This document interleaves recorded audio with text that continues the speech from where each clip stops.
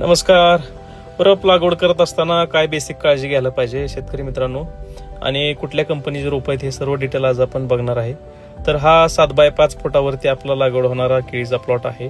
हा आपण मायक्रोसन या कंपनीची निवड यावेळेस केलेली आहे आणि अशा पद्धतीने मार्किंग करून घरच्या घरी आपण हा केळीचा प्लॉट दरवर्षी लावतो. त्याच पद्धतीने यंदा सुद्धा याची लागवड करत आहे. तर लागवड करत असताना बेसिक काय काळजी घ्यायला पाहिजे शेतकरी मित्रांनो, आपण रोपाखाली एक विशिष्ट प्रकारचं कंपोस्ट खत नेहमी वापरत असतो.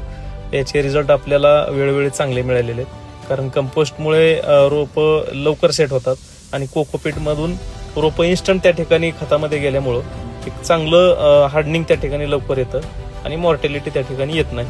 त्यासाठी हे आपण सेंद्रिय खत टाकून अशा पद्धतीने एकदम प्रेस करून रोपं लागवड करून घेतो. हे आपण 2 दिवसामध्ये 4.5 एकर केळीचा प्लॉट लावून काढलेला आहे घरच्या घरी. आणि